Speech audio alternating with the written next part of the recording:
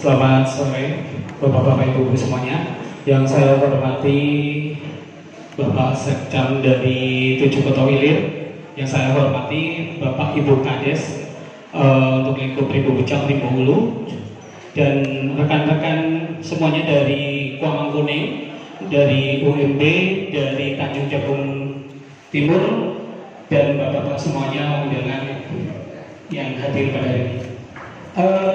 Kali ini saya akan membawakan materi masalah budidaya vanili, karena paling tidak ini akan menjadi dasar bagi kita untuk nanti bisa membudidayakan vanili. Di sini saya hanya ingin berbagi pengalaman saja. Saya belum mahir sebenarnya di bidang vanili, cuman alangkah baiknya ketika kita memiliki sedikit ilmu, kita berbagi, insya Allah akan bermanfaat seperti tadi yang disampaikan oleh Bapak Adrian. Nah, saya pertama akan memperkenalkan diri. Nama saya Marmo. Saya rumahnya di Unit 4 Jalan 8, Rimbo Bujang. Ya. Background saya ekonomi kayak Pak Sekcam. Tapi kenapa bisa terjungkal sampai ke pertanian? Basicnya anak ewang petani. Gimana Pak Sekcam? Ya, jadi basicnya karena anaknya petani maka terjungkal, gitu ya. Bukan berbalik gitu, tapi terjungkal ke dunia pertanian, bukan dunia gelap ya, bukan. Jadi nama saya Marmo. Saya dulu kuliah di Padang, kerja di Padang lama 10 tahun lah di Padang. Usia saya sekarang sudah 47 tahun, ya. Masih muda dibanding Pak Sekcam katanya. Nah, di sini kenapa ada akar tani mandiri? Kebetulan ini saya kasih prolog sedikit aja.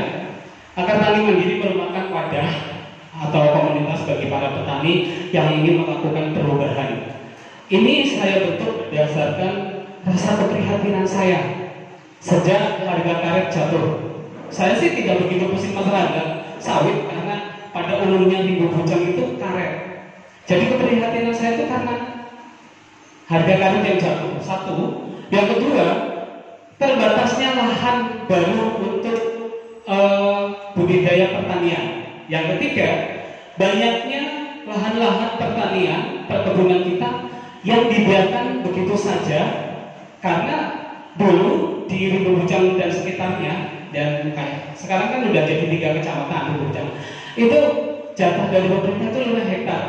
Kalau yang dari Tanjung Jabung Timur sama dari Kuamang, wah enak ya, orang Rimbo Bujang 5 hektar, ya.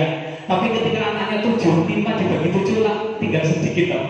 Nah, saya tanya, kenapa Pak kok ditinggalkan mangkrak begitu? Lah mas, tanah setengah hektar itu apa iso nggo makan? Nek ditanduri karet atau sawit. Bener nggih? Nah, atas dasar itu, jadi atas dasar 3 pertimbangan itu, maka saya bentuk komunitas ini, dan saya berpikir keras sekitar mulai 2013. Ada 2 tahunan saya memikirkan bagaimana dan apa sebenarnya yang harus saya bawa pulang. Pada saat itu saya lagi di Jawa. Apa sih yang mau saya bawa pulang? Saya ajak kawan-kawan petani supaya mereka itu tidak lagi mengeluh masalah ekonomi, ya kan?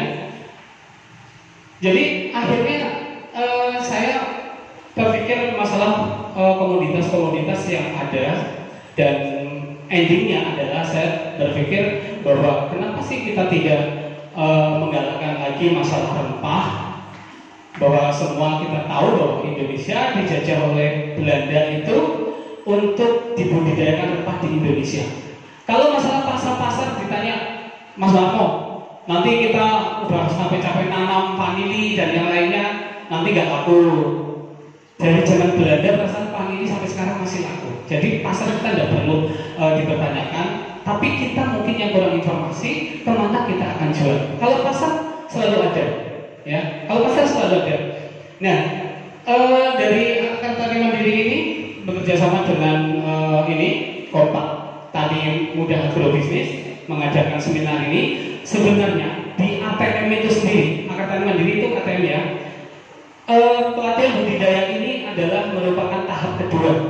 Setelah pertama itu sosialisasi perubahan mindset petani. Nah, sasaran kita adalah kelompok tani atau kelompok pengajian, atau sebenarnya bisa difasilitasi oleh pihak desa untuk memberikan sosialisasi terhadap petani. Itu yang kita harapkan. Dan saat ini kita kebetulan sudah bekerja sama dengan sebagian desa di Kecamatan Pelepah Tilir, Kabupaten Bungo, dengan Pak Asep di belakang, dan juga dengan Universitas Muara Bungo, pendampingan anak-anak mahasiswa untuk belajar bikin bibit atau segala macam. Dan kemarin kita juga coba bersama Pak Aldi dan Pak Asep dari UMB juga ke Merangin, juga di sana tertarik. Insya Allah kita akan mengadakan juga di sana. Jadi dari ATR itu ada tahapannya. Pertama, sosialisasi. Sosialisasi itu mengangkat diversifikasi tanaman. Ya, diversifikasi tanaman itu bagaimana tanah 1 hektar itu ditanamin berbagai macam jenis tanaman yang nilai ekonominya tinggi, tapi hasilnya setara dengan 4 hektar sawit. Mau nggak? Mau ya? Nah, itu yang kita selalu sosialisasikan ke desa-desa dengan catatan difasilitasi lah, difasilitasi. Nah, dari situ kita ada perubahan mindset, pola pikir kita. Jadi petani itu juga harus kreatif, inovatif. Jangan mati urip kalau karet atau sawit. Itu tidak boleh. Nanti kita mati beneran. Ya. Jadinya nanti bukan tertempat tapi terpaksa, kata Pak Sekjen. Ya. Nah, itu yang mendasarinya. Jadi monggo nanti dari Pak Sekjen untuk Kucu Koto Ilir, dari bapak-bapak dari Ibu Kades atau kelompok tani atau Karang Taruna bisa bekerja sama dengan kami, Akar Tani Mandiri dan Kompak Tani Muda Agribisnis. Kita akan memberikan edukasi terhadap petani, tidak hanya sosialisasi, tapi ada pelatihan. Setelah disosialisasi, berubah mindset, kita beri pelatihan. Setelah pelatihan budidaya, monggo silakan pihak desa membantu mensubsidi atau memberikan bibit gratis terhadap petani. Kemudian kita akan dampingi. Kita akan dampingi. Jauh-jauh dari Tanjabin itu juga seperti itu. Insya Allah kita akan dampingi. Karena saya memang udah pulang itu memang ingin melebur dengan petani, kasihan gitu loh. Kasihan, oke? Okay? Nah, oke. Okay. Ini nggak nyangkut masih banyak pointernya.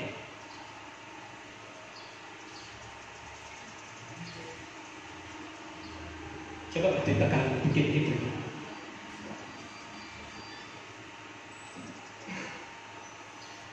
Oh, ini macet berarti. Itu mungkin karena nggak lurus apa ya? Ya nggak apa-apa. Ini terus saja mas. Oh iya, bentar mas. Itu nomor HP saya. Silakan kalau mau mencatat nomor HP saya 0823 280 54001. Itu bisa sekaligus WA, telepon, SMS boleh di situ. Ya. Ini ada di sini 0823 280 54001. Ini nomor HP plus WA plus SMS semuanya ada di situ jadi satu. Ya biar nggak bingung. Soalnya nanti kalau saya tulis nomor WA yang ini, nomor telepon yang ini, bingung akan nomor apa, kan? Jadi gitu. Oke, berikutnya mas. Kita akan membahas tentang budidaya famili. Kita agak singkat saja. Sekarang udah pukul berapa mas Eko? 3.15 ya. Berikutnya mas Eko. Apa itu famili? Famili biasa disebut dengan mas hijau. Sebutan petani atau penggiat-penggiat pertanian sekarang adalah mas hijau. Famili merupakan tanaman merambat sejenis dengan anggrek. Famili ini sebenarnya anggrek. Saya sengaja nggak bawa bibit ataupun contoh interestnya karena nanti kita akan ke kebun langsung. Okay?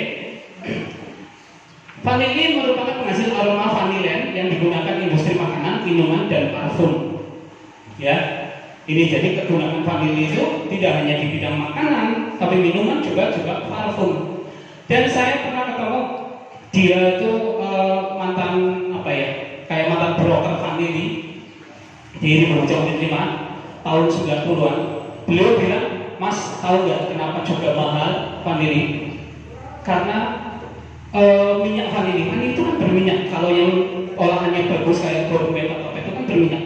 Itu katanya untuk pelumas alat perang di Amerika itu pelumasnya pakai itu, nggak pakai minyak sawit. Katanya pakai itu. gitu. Jadi makanya juga mahal, ya. Next, nah, syarat tumbuhnya ini. Jadi apa cocok apa orang, ya di sini. Syarat tumbuhnya vanili dapat hidup di iklim tropis dengan curah hujan 1000 sampai 3000 mm per tahun, ya. Atau dengan bulan hujan itu kurang lebih 8 bulan. 8 bulan hujan artinya bahwa dalam 12 bulan itu, di 8 bulan itu masih ada turun hujan walaupun kemarau. Walaupun kemarau misalnya kayak sekarang ini kan sebenarnya masuk kemarau, tapi per 2 minggu kita masih dapat hujan. Itu masih bulan basah. Jadi 8 bulan basah, ya. Kemudian pencahayaan matahari 30% sampai 50%, ya. Ini yang dimaksud tadi bahwa vanili itu butuh naungan. Butuh naungan. Karena dia sejenis air. Bahasa awam saya itu gini. Vanili itu gampang syarat tumbuhnya. Yang penting iya teduh, wes nggak bisa ditawar. Kalau panas, hidup nggak Pak? Hidup kalau masih urip, tapi orang berkodok, nggak mau tumbuh, kerdil dia kalau kena panas. Tapi dia nggak mati, bertahan dia. Ketika misalnya dicoba 1 tahun, dia nggak mati loh. Tapi ketika kita kasih teduh segala macam, kita sirami, dia akan tumbuh lagi, bertahan dia. Jadi saat tumbuhnya ini kena intensitas cahaya 30-50%.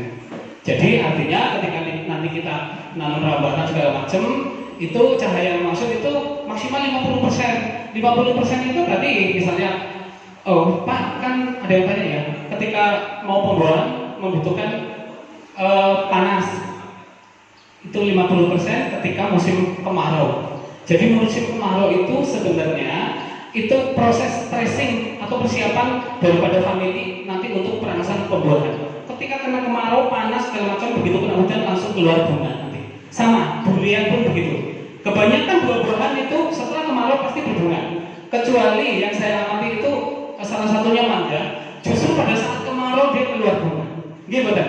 Kalau mangga kan, nah, jadi alam itu kita harus perhatikan gitu loh. Di alam itu harus kita perhatikan. Hal-hal yang sepele seperti itu kita harus perhatikan. Ya, jadi suhu udara optimal 20 sampai 25%. Buat Mas berarti kudu adem ya, kudu dingin. Kita nggak cocok. Kita kan panas. Maksudnya panas dingin di sini itu terpengaruh dari masalah intensitas cahaya ini. Jadi bukan harus DPL-nya tinggi supaya dingin, ya kan tempatnya tidak. Tapi lebih kepada intensitas cahaya sehingga menciptakan suhu ini. Dan malam pun sekarang udah sangat dingin kalau kemarau kita kan. Nah itu ini. Kemudian kelembaban udara ini ya, kelembaban udara. Kemudian ketinggian tempat 0 sampai 800 mdpl. Mas, tadi kan ada yang bilang Bapak siapa tadi? Di sini kan panas, mungkin nggak cocok ya. Justru yang namanya di Alor, di Bajawa, kemudian di NTT, di NTB ya, di Papua, itu panasnya kayak apa? Justru vanili di Indonesia terbaik dari Alor. Di pantai loh, pulau kecil dan panas sekali. Nah, jadi bukan masalah DPR, tapi bagaimana kita memberi naungan gitu loh. Pencahayaan ini yang penting pencahayaannya, ya. Jenis tanah adalah tanah gembur ringan, yaitu tipe tanah lempung berpasir, ya, mudah lempung berpasir kerikil, ya, mudah menyerap air pH antara 5,7 sampai 7. Kalau di rumahnya Bapak Naryono nanti itu lempung berpasir, itu cocok. Loh Mas, berarti tanah saya kan tanah liat Mas, tanah mineral tapi yang liat gitu loh. Apa cocok apa bisa diakali? Karena sifat vanili ini perakarannya hanya di atas, dia tidak masuk ke dalam.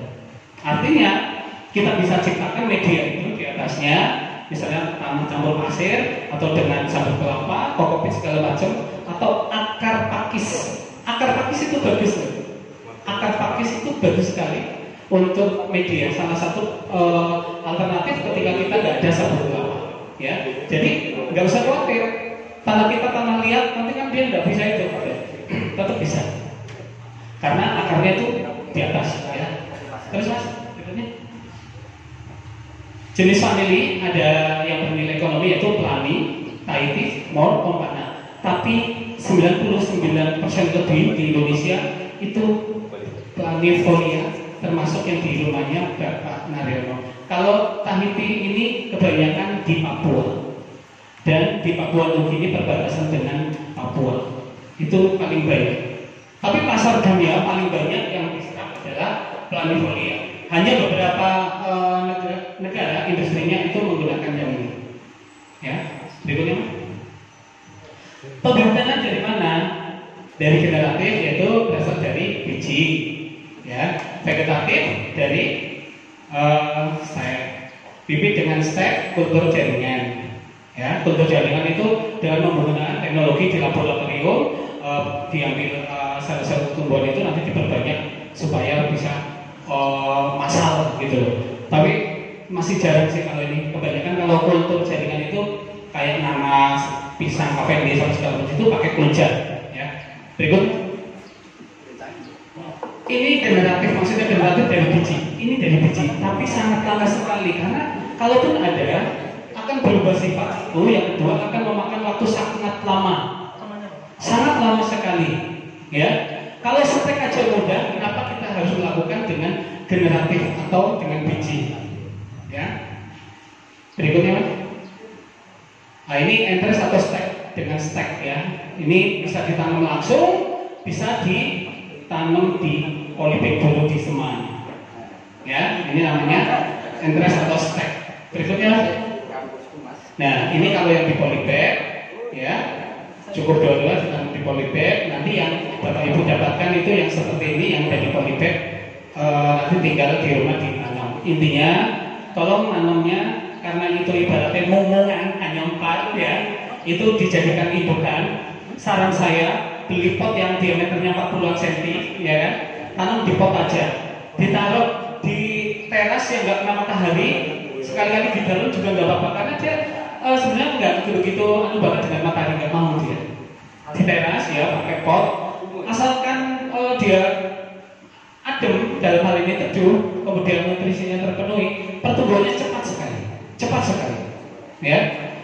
6 bulan aja udah bisa, mungkin udah bisa sampai 1 meteran, bahkan bisa lebih ya. Berikutnya, pengolahan media tanam ya, dikerjakan pertengahan musim kemarau supaya pohon pelindung dapat ditanam. Cek kondisi tanah seperti tadi kan, dari pihak Kasia itu akan mengecek kondisi tanah seperti apa, persiapan lahannya seperti apa ya.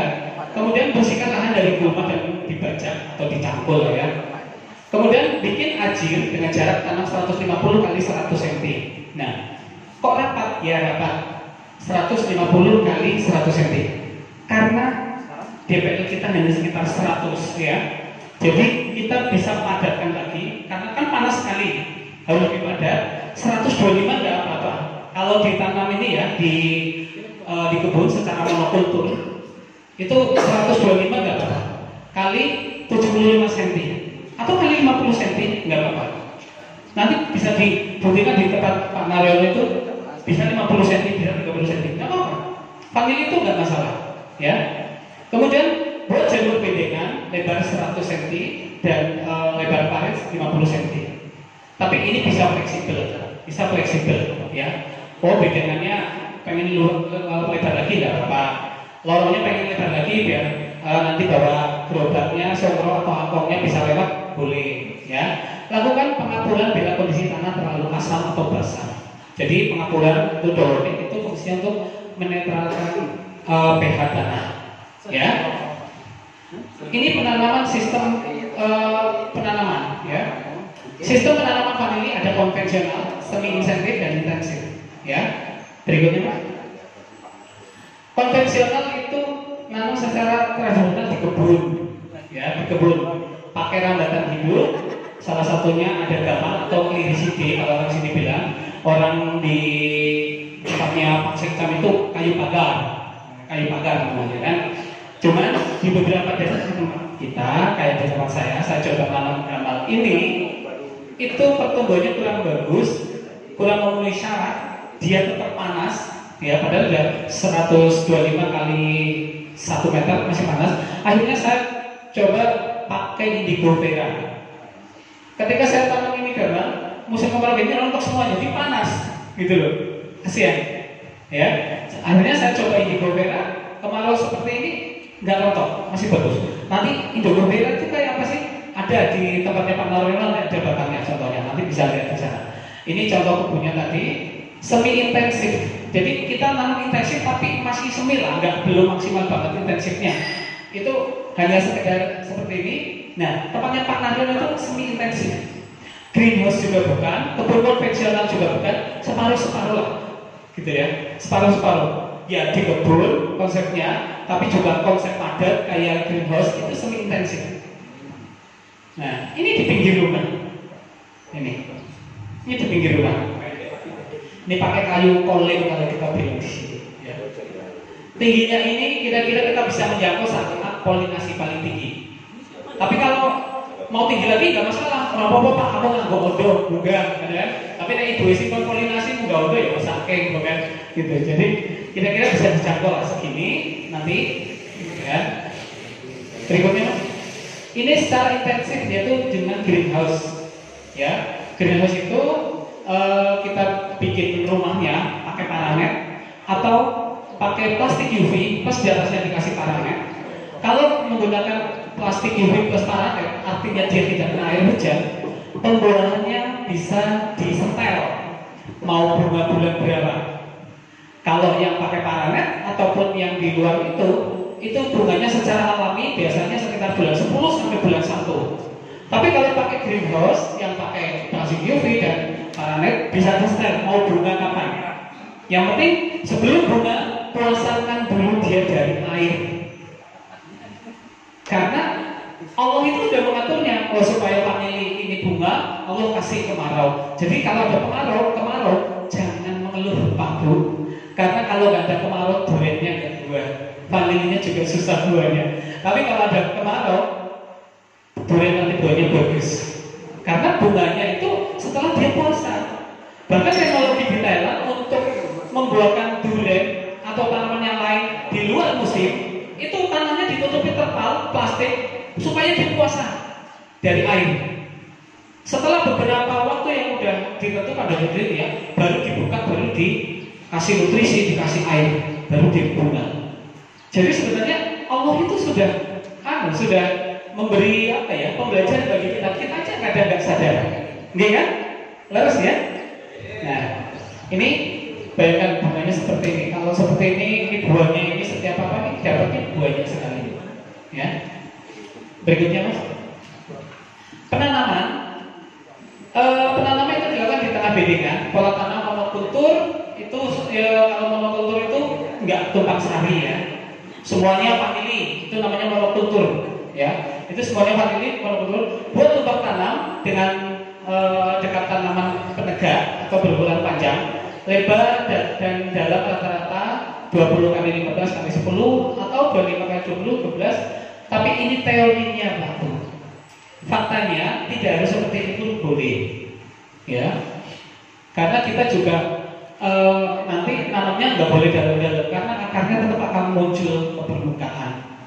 Karena Bapak Ibu pasti pernah nanam anggrek ya, anggrek itu dikasih sabut kelapa nanti akarnya kelihatan sama.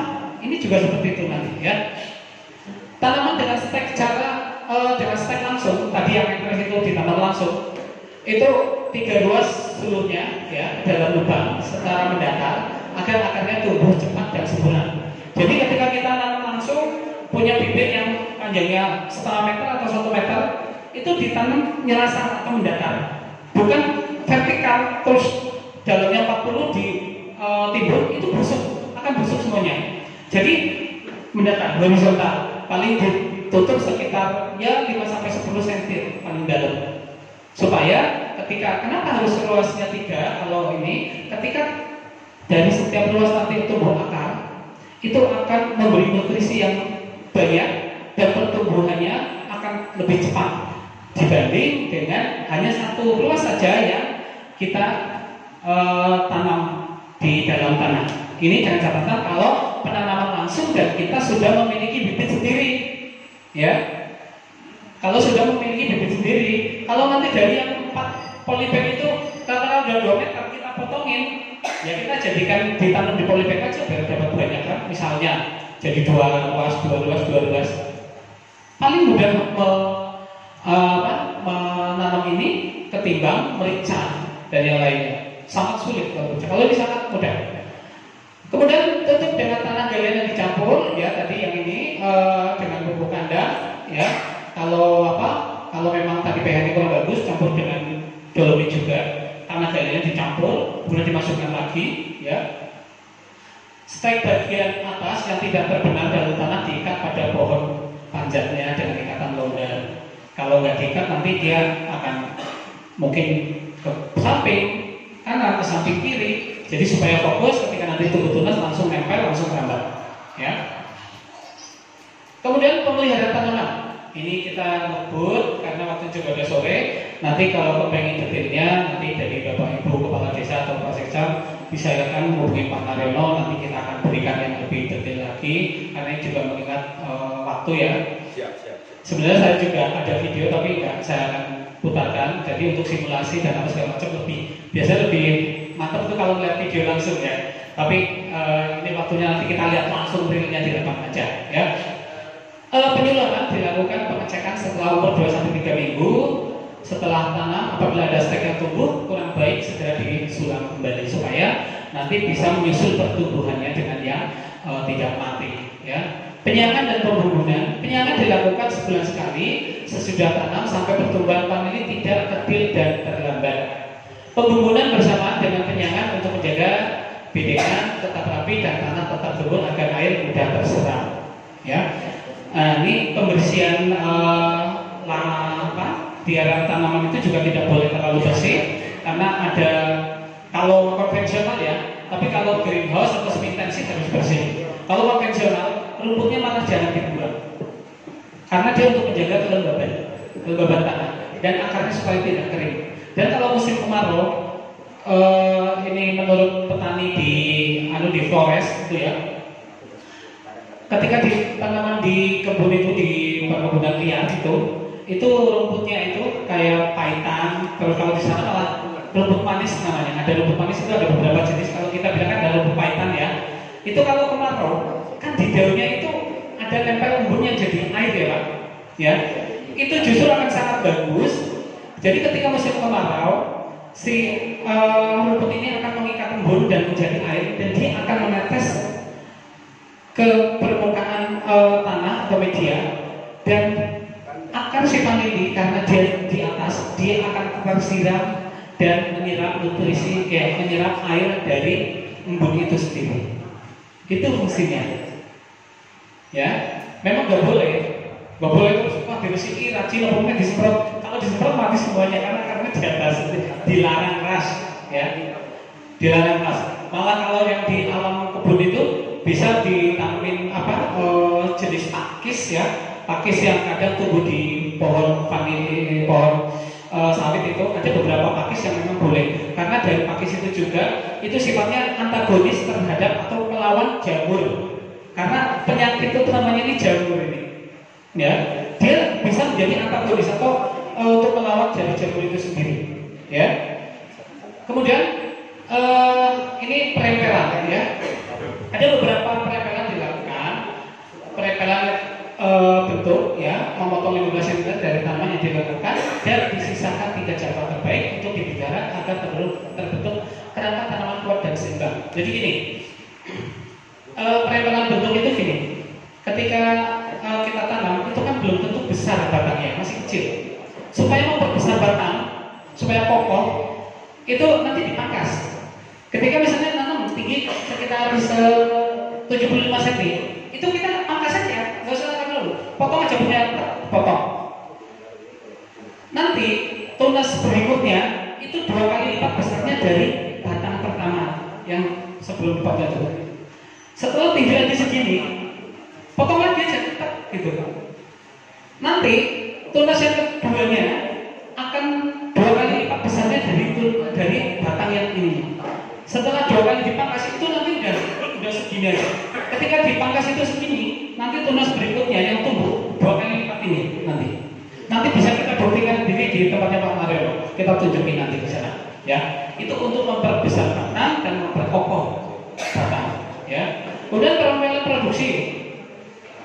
Jadi vanili itu kalau nggak dipotong, nunggu dia mati sendiri pucuknya, itu akan ngalor terus ke atas atau ke samping kemana sampai 30-50 meter. Lama kan produksinya nunggu kayak gitu. Dan kalau misalnya sudah 3 tahun nggak buah-buah, ya nggak pernah buah, orang nggak dipotong, nggak dipangkas, nggak digantungkan, ya itu akan terus saja sampai pucuknya mati sendiri, nanti baru keluar bunga. Nah ketika terus dia pucuknya mati sendiri keluar bunga, panjangnya misalnya 20 meter, yang keluar bunga itu di kepanjangan 10 meter, masih ada 10 meter nih sisa. 10 meter pertama itu sudah keluar buah dan dipetik, yang belum kan 10 meter di pojok. Kalau mau kita potong, kita buang, kan sayang masih ada 10 meter yang berbuah.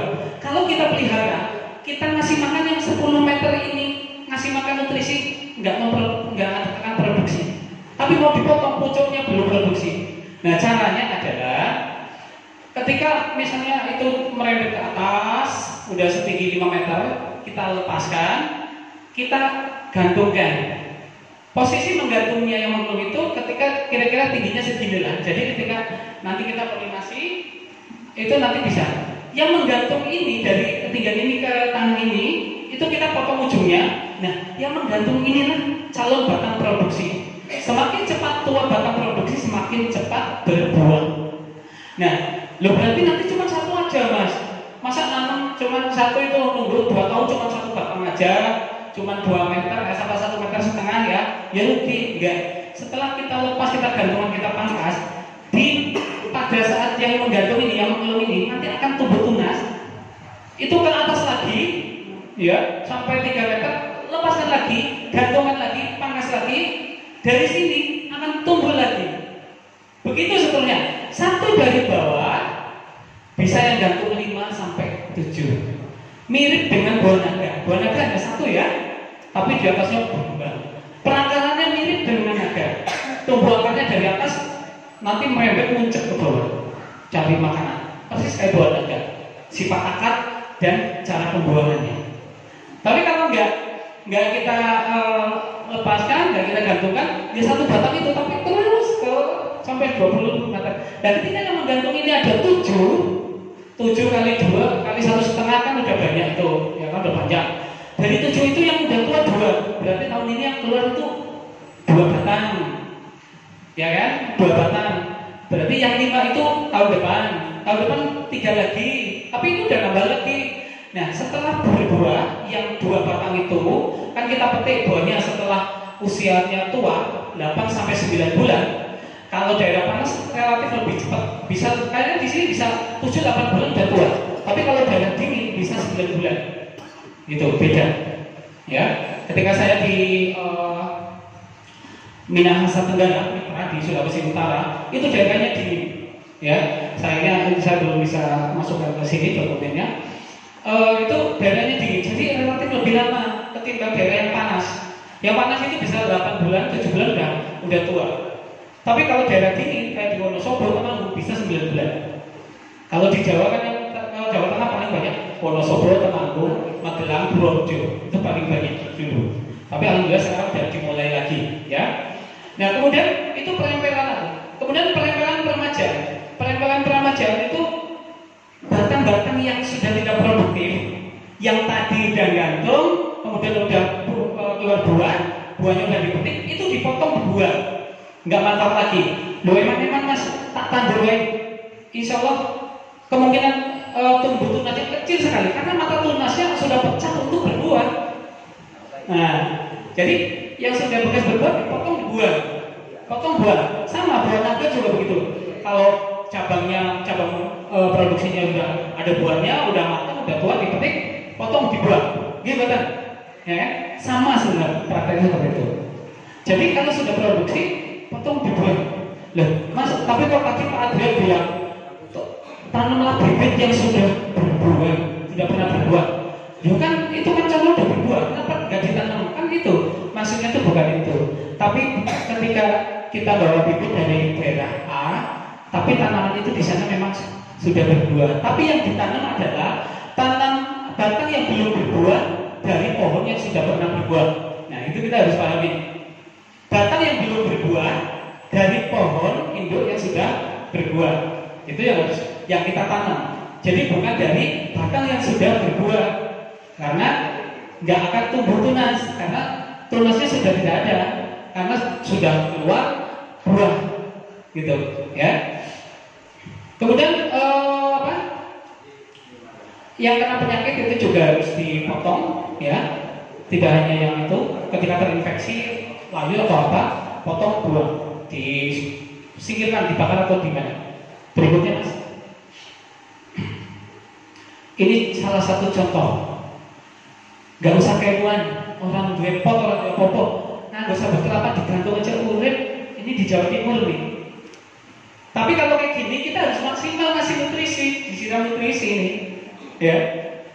Dengan catatan tidak boleh kimia, full organik. Karena di samping family sebenarnya sih tidak responsif banget terhadap pupuk makro atau kimia, walaupun bisa. Tapi ketika kita sudah bekerja sama dengan Kasia, itu dituntut harus organik, ya.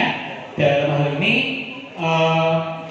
syaratan petani ada menyediakan pupuk, kemudian dari Pak Naryono, dari akar tani, monggo persoalan ini organik. Wes aku gawe-gawe boleh kita ajarin, mau bikin sendiri kita ajarin. Gak harus beli, boleh. Nasi koper, nasi orang koper tuku baik karo Pak Naryono, karo Pak Naryono, boleh. Karo Mas Mano entuk. Arep gawe-gawe boleh kita ajarin. Cuman yang sayangnya kadang-kadang kita nunggu diundang gak diundang-undang, Pak. Ya Pak Adil. Kita nunggu diundang gak diundang-undang. Yang undang orang jauh-jauh dari Malbungo, dari Merangin, dari Sulawesi, dari Bogor. Kebetulan tahun kemarin saya ada diundang untuk memberi nanam di sana di Sulawesi sama di Bogor, ya. Alhamdulillah yang di Bogor itu persis sekarang 1 tahun itu panjangnya sudah 2 meteran lebih, ya. Tapi ininya belum saya masuk di sini. Nanti kalau juga di desa-desa saya tunjukkan nanti, ya. Berikutnya Mas, ini di Jawa Tengah, di dekat Semarang, saya lupa namanya ya. Ini pakai sepat juga ini tapi pakai greenhouse. Ini pakai greenhouse. Ini aja bunga loh, bunga loh. Begini mau bunga. Ya, kurang apa lagi kalau kita bilang nggak punya lahan segala macam, Pak Naryono aja di belakang rumah cuma sedikit itu aja bisa maksimal kok. Makanya tadi saya bilang, bagaimana caranya tanah 1/2 hektar setara dengan sawit 5 hektar? Bisa nggak? Bisa. Ya, bisa kok. Nanti saya intipkan sedikit hitung-hitungan potensi hasil 1 hektarnya. Ya. Berikutnya Mas. Ini campur dengan kebun kopi. Biasanya kebun kopi kalau yang daerahnya dingin di DPL 300 sampai di Limbur, di Jakarta atau di mana di sini yang dingin lah pokoknya ya. Itu kan untuk peneduh ini kan ada lantolo, ada kelor, ada lainnya. Itu dimanfaatkan untuk ini. Ini di Jawa Timur. Ini juga di Jawa Timur. Ini pakai RSJ atau banan, ya. Kalau ini aja satu batang ini saya rasa kalau basah ini kalau udah besar semuanya 4 kilo mungkin bisa. Sekarang rata-rata basah kayak gini baru dipetik 350.000 sekilo rata-rata. Nah, tadi Pak Adrian menyinggung, tadi juga ngobrol dengan dosen-dosen UMB, Mas, kalau kualitas mungkin nggak kita bisa ya. Sementara petani kita misalnya ada 100, tadi yang contoh Pak Adrian ada petani ABC. 100 petani mengerikan vanili, maka kualitasnya akan 100 macam kualitas. Sementara yang diminta si pembeli ya di luar sana minta 1 kualitas saja. Dan terus kepiye ini? Solusinya? Solusinya adalah bahwa petani nanti itu menjual green bean. Tadi kan disebut hijau, vanili hijau itu green